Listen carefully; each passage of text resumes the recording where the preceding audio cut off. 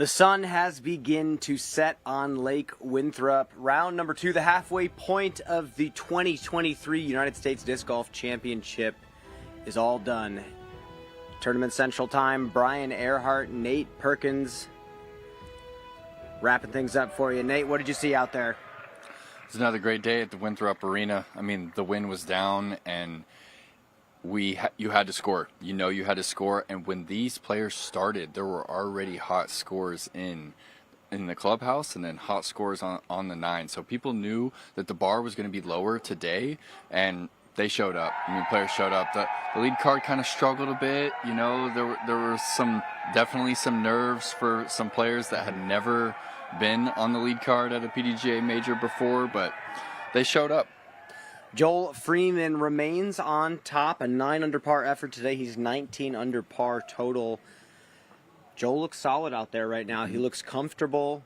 Nate, what did you pick up from Joel today? Well, the biggest thing, Brian, is his pace of play. I mean, typically Joel is someone who doesn't, abuse the 30-second rule, but he's very deliberate and kind of uses up as much as he can. But yesterday and today, I'm seeing a new pace from him. He's kind of getting onto the tee pad, and he's aiming down his line and just getting right into the swing. And the same deal with the putt too, especially from that circle 2 range. That was something that he would kind of sit on the putt for some time. And in that interview right there, he said that it's very intentional, that he doesn't want to be someone that's thought of that takes too much time. And he feels like if he stands over a shot or stands over a putt too long, he said it feels like it gets stale. And I understand what he's saying with that. You look at it too long, it's not really going to help you make it. So the pace also, to me, shows a lot of confidence. I mean, he just looked extremely confident out there. Well, he mentioned yesterday that the work has already been done. He doesn't have to worry about having to overthink or over-practice or over-prepare for something that he feels confident in doing. And I think we've heard that from quite a few players. Kristen Tatar has said the same exact thing, and clearly that's worked out well for her. We have to talk about Sullivan Tipton, Nate. Again, another young player that really, when you make the lead card of a major after round number 1, it's not expected that you're going to remain at that place and even do better than before. I mean, Nate, what do you make of the performance from Sullivan and his performance today? Anyone that's played with Sully has been impressed by his touch forehand game, his distance forehand game. And I'm so thankful that he was able to find the headspace to entertain, and he did. Here he is, Brian, hole 7. He's just coming off a bogey. He wasn't playing great. He was actually over par on the round. Look at the excitement there. Takes the 9 speed, nearly hits the bamboo. Look how close it gets. Skips up, probably the first skip ace ever in the tournament on 7. I mean, that's just not a play that you see very often. We've seen that one aced a few times, but here he is stabbing the next one in on hole 8. He has this little jump putt. He goes from stagger to kind of a little straddle, and then a full-on putt jump follow through. This was probably the most impressive distance shot from him today. Joel Freeman goes full rip on hole 12. That's Joel's disc right there.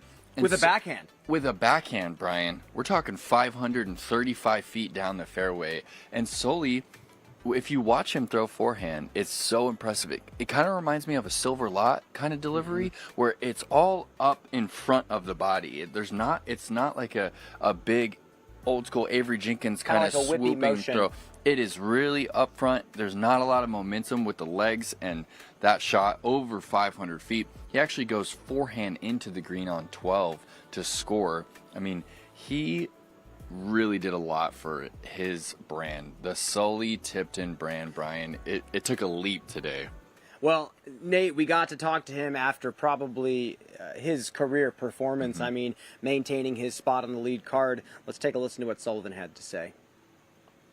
Here now with Sullivan Tipton.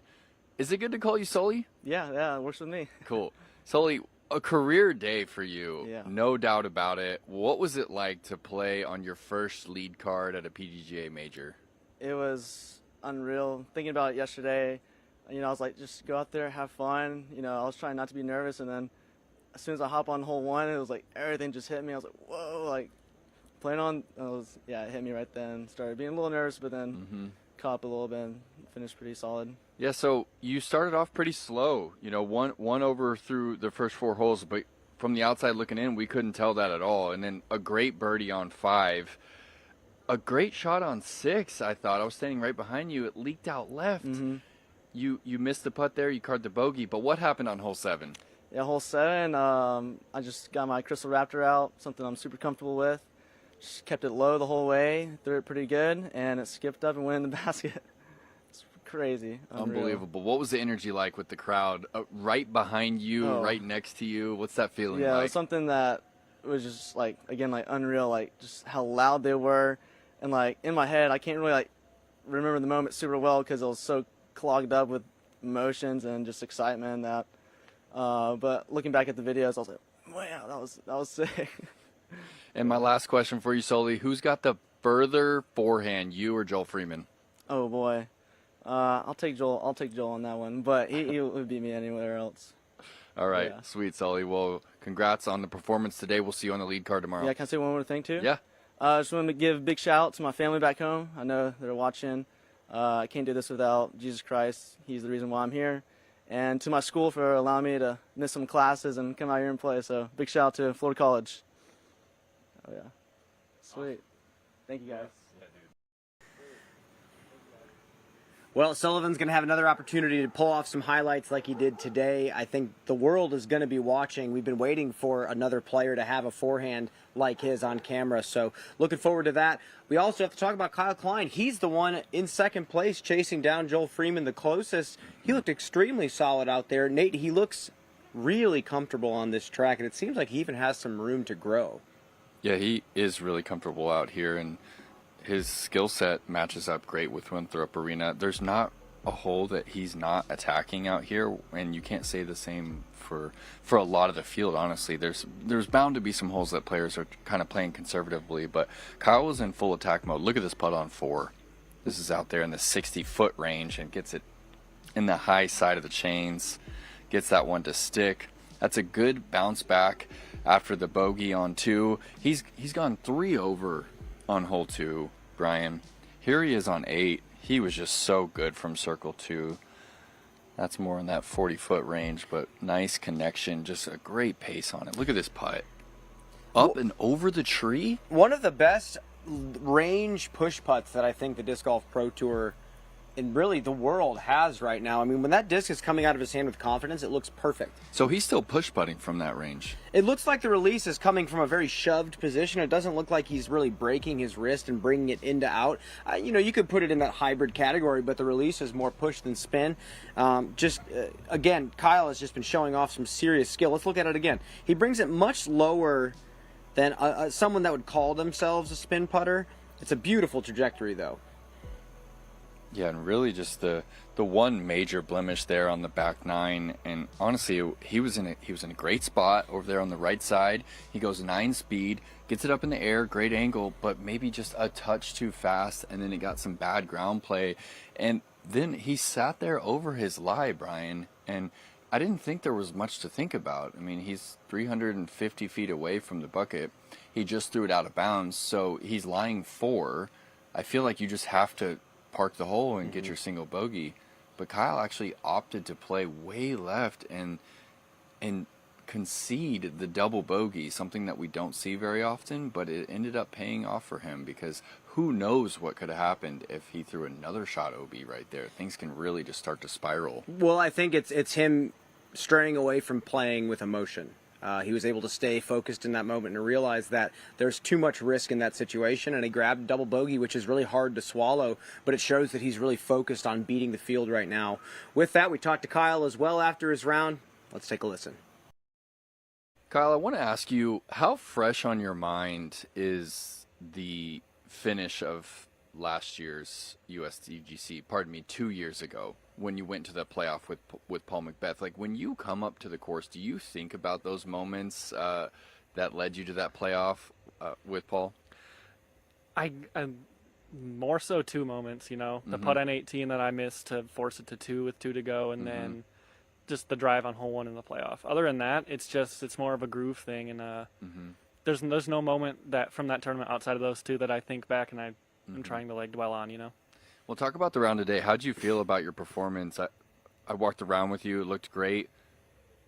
Any key moments that you'd like to have back? Definitely my second shot on hole 12 that I just threw a little bit long, forced me to, it was difference between probably a birdie and a double bogey. So, Well, talk about the difficulty of that hole, because I was standing right behind you. It looked like a clean shot. Did you feel like you threw it too long, or did you just get some bad ground play? it felt like it was too long, but then it kind of started stalling, so then I thought it was all right. And I think I just hit too much on that back slope on the backside and too much angle and just popped out the back. Well, you rallied there at the end. You're showing everybody that you can close at this event, and anything you're going to change up for round 3? Maybe my shot selection on hole 2. I've thrown that outside turnover and early release twice and not had success with that, so I might be switching to that inside low shot. Cool. All right. Well, thanks for the interview, Kyle. We'll see you tomorrow on that lead you. card. Thank you. Great. Thank you. Well, it should be an exciting lead card going into round number 3 for this championship. Bradley Williams will join them on that card. We are going to take a commercial break, but on the other side, Adam Hammes shot another heater of a round today. We'll talk Adam after the break.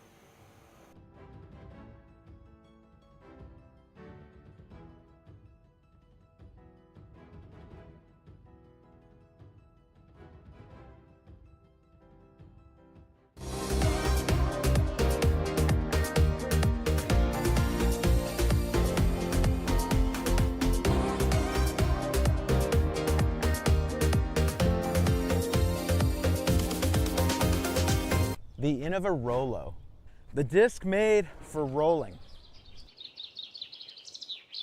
4.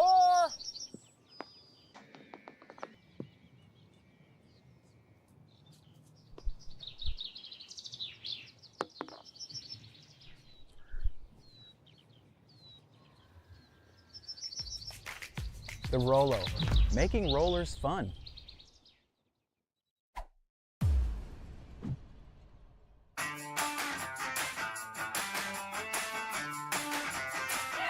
Just the way you like it. So good, so fresh. Down.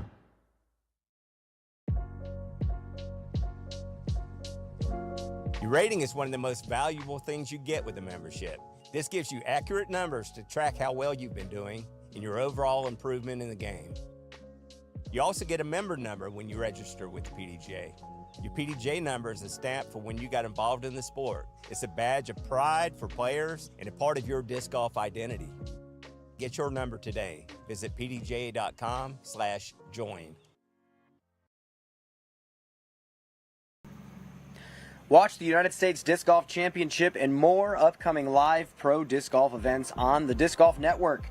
Use code USDGCTC, all one word, at checkout for 20% off your first month subscription.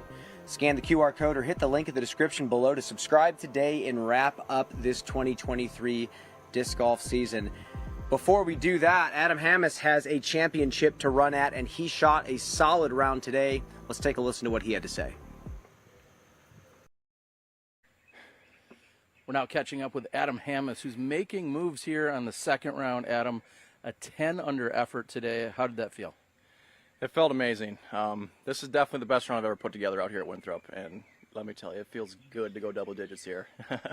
It's certainly impressive, and we saw that you handled the front 9 pretty well, but the back 9 is where it looked like the putter got going, and it feels like you kind of followed up what you did yesterday on the back 9. Is there anything different that's back there?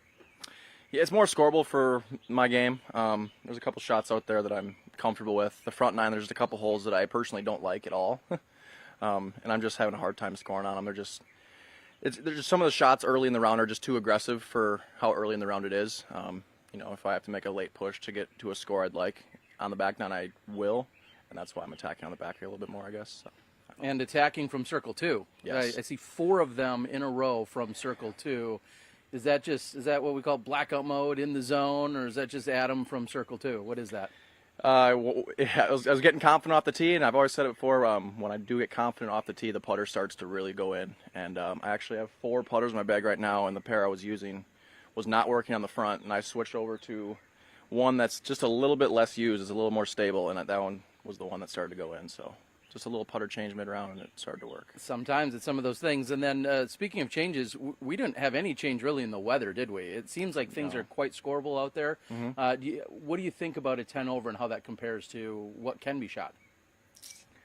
10 under, or you said 10? Yeah, excuse me, 10 under, yes. No one wants a 10 over. The 10 under is, can you improve on that basically? Obviously, I'd love to.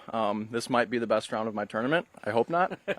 Obviously, I want to come out tomorrow and shoot the same consistency, but no, 10 under is insane out here, and I'm glad I could do it. All right, well, it was a big move. Tomorrow, any wardrobe changes, anything? You can maybe remember your belt when you leave the hotel? I think I'm going to be rocking another one of these jerseys. I had the Brewers City Connectors. Yeah, I know we took the big L against the Diamondbacks. It sucked, but I still got a rep. Tomorrow I'll have the red duck one on. So. All right, well, let's hope you and your caddy can keep it all together. Any shout-outs for that guy? Yeah, shout out Austin Turner. I mean, every time this guy's on the bag for me, I'm calm, cool, collected, and good things have happened. He was on the bag for the Portland Open, and it was special. So we're trying to do something special here as well. All right, well, best of luck to you, everyone. That's Adam Hammes. He scores 10 under during round number 2. Best of luck tomorrow. Thank you, Terry. Something interesting that he said, he has 4 putters, same mold, and just switches pairs because something's not working. I completely understand it, though. I mean, sometimes when something's not working, you put those discs in timeout, so to speak, and you try something different. A lot of times it puts you in a more fresh mental space with less expectations, and you can perform just how you want to. It's funny how we sometimes take those things for granted, Nate. Yeah, do you think they're really flying that much different, Brian, or do you think it's more of just kind of a mental trick that he's playing on himself? Well, you get bad memories tied to discs, and if something happens too often, too many times in a row, a brand new disc, as silly as it sounds, has less sentimental value, and you can just treat it with a fresh mindset. So I think what he did is fantastic. I mean, any little thing that you can do to break from some sort of bad habit or bad mistake that you're making is worth trying, and he did that. And we have to say real quick, Will Schustrick putted 88% in round 1 left-handed. So it's not crazy to do something different when something's not working. So I love that he did that. I love that he has the same caddy on the bag that he had at the Portland Open when he took down a fantastic victory. I'm looking forward to Adam in the next couple of rounds. He's one of those players we talked about having that X factor to pop off and take down these big titles. Got to talk about Bradley Williams, though. We did talk about him before the break, but he played himself up to the lead card, and Nate, this guy can play disc golf anywhere. It doesn't matter what course he's playing on. He is such a veteran of the game. He's won on the tour multiple times, and now he gets to battle for his first major title. He certainly has won on the tour multiple times, and he did it at 2 very different places. I mean, Maple Hill, you know, we've always thought of Bradley Williams as a woodsman, but then he goes and wins the Preserve in dramatic fashion. And look at the putting stance, Brian. Like, both of those are sloped, but he is really committed to this straddle putt from that circle 1 range. There he is again. This is shallow circle 2, and he's going to go with the straddle, not even going to jump this one in.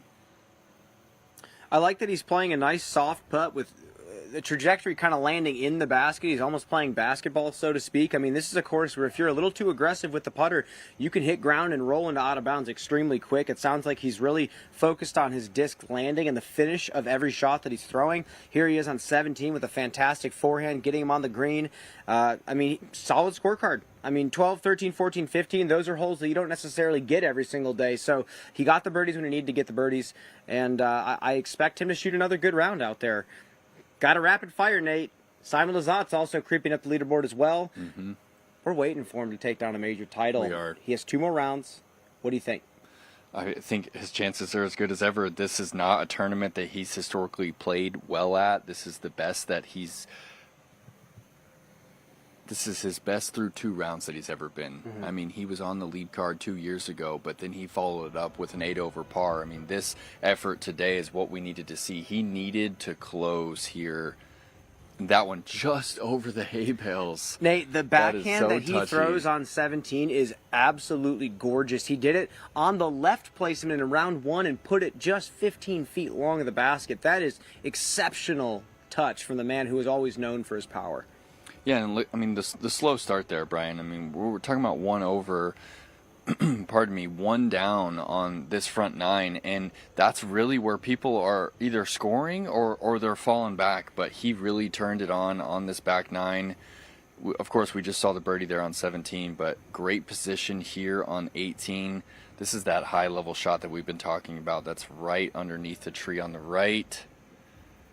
Great so many things have control. to go right on this one, Nate. With that said, we did have an interview with Simon after his great round today as well. Let's take a listen. Joining us now is Simon Lizotte. Simon, very heavy on the back 9 today. Just out there killing it. Talk about the strategies, front versus the back, maybe. Yeah, well, yesterday I felt like I was throwing really well, and then 10, 11, 12, the classic holes there, it got me. I shot 3 over on them. So kind of my goal for today was to keep the good vibes going, and just those 3 holes were like my attack point, and I managed to go birdie, birdie, birdie. So I improved 6 strokes on just those 3 holes, and the rest, I lost 2 strokes in the rest of the holes. So I felt like I played better yesterday without my little slip-ups. But no, 9 down is my best round ever out here. About 40 rounds I've played here, I've never shot 9 down, which is kind of crazy. But I'm pretty stoked with that back 9. It was very clean, and sometimes it's an easy course if things just don't go wrong, and that's how it felt in the back. Scoring conditions like in round 1 felt pretty similar from what we could see. It seems like everyone has had the same result there.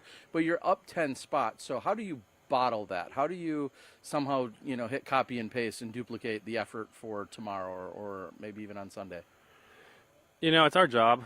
We're professionals, so we do it week in, week out, and it's just another day in the office. You know how it is. It's what we do, and there's no other thing I can say. And when it comes to playing at an event like this, I know you just said it's your job. Do you get extra pumped up for the rounds, for the major that's next to the title here? What are some of the things that still keep you excited to come out and go after those wins? I mean, this place is special. It's been 25 years, and a lot of really cool things have happened here for disc golf. They put on a great show, and everyone, I think it's the biggest staff and volunteers we have all year. It's just really impressive, the whole thing, and it makes us feel like extra special to be out here. It's a beautiful place and perfect weather. It's hard to find something to complain about, even though on the course sometimes with rollaways and being OB by a couple inches. Yeah. This place is just something special, but for me personally, I play best when I go in with low expectations and I'm not the pump-up guy. I'm the guy that is more mellow, and I kind of talk myself into just going out there and throwing shots and having a good time. All right, well, he's going to keep pumping the brakes then maybe, and we'll see if that leads to a good score. Simon Lizotte sitting at 14 under halfway through the tournament. Best of luck to you during moving day. Cheers. Now I can go sign 100. Well, Simon is in a tie for 5th place going into round number 3. He is not far off Joel Freeman. He has a chance to shoot 2 solid rounds and take down his first huge major title. With that said, earlier in the week, Calvin Heimberg said this course is playing more balanced than it's ever played for righties and lefties. And I think it's really fascinating that a player like Simon Lizotte, who's been mainly throwing only backhands, is shooting really well. And also a player like Chris Clemens can come up here and shoot an 11 under par and rise up the ranks of the leaderboard. He's in a tie for 7th place. We're going to leave you with an interview from Chris Clemens. We're wrapping things up at Tournament Central. Good night, folks.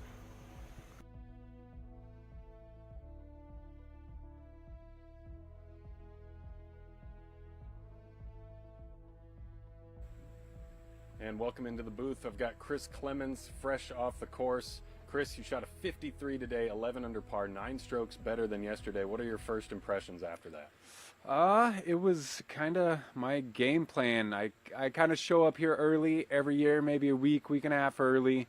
Don't play any other tournaments and just practice this course. So I kind of have a good game plan for this course, and everything kind of worked out in my favor today. Yeah. You had 3 out of 5 makes from Circle 2. Is that intentional? Are you giving yourself Circle 2 looks? You did mention that your putter's been hot from Circle 2. Is that the play on certain holes out here? Yeah, that's what I've kind of learned over the years, is throwing to the big parts of the green, big parts of the fairway, and sometimes you got to make some long putts. And if they're for birdie and you miss, you get a par, and that's okay out here. You don't want to take a double bogey. Mm-hmm. So you had, speaking of putting, one circle, one X miss on the entire day on hole 14.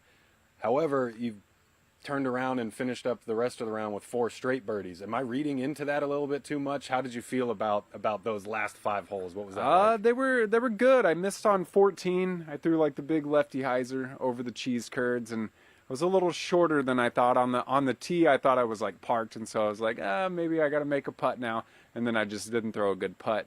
But I kind of just finished really strong on 17. I'm really trying to just kind of throw it in bounds, but it was a little closer than I intended. Threw a little shorter, so it like had an ace run, and so I was like 25 feet, and it's like you got to run it. And so yeah, it was pretty good finish. Yeah. Well, speaking again of finishes, we're halfway through the event, and we're looking on the second half tomorrow and Sunday. What's your goal for the rest of the week? I think to keep playing solid, stay away from big numbers. You know, I took a double bogey in the first round, and it was just kind of easily avoidable. You know, I play pretty safe out here. You know, you have to know when to risk and when to go for it. You know, the first day on the beach hole, I laid up. Today, I went for it because I was feeling better. And so the wind dictates a lot, and you just have to play smart and stick to your game plan. So hopefully I can put some good rounds together tomorrow and Sunday, and so we'll see what happens. Well, Chris, myself, along with the rest of the left-handed people out there, are rooting you on. Good luck the rest of the way. Sweet. Thank you.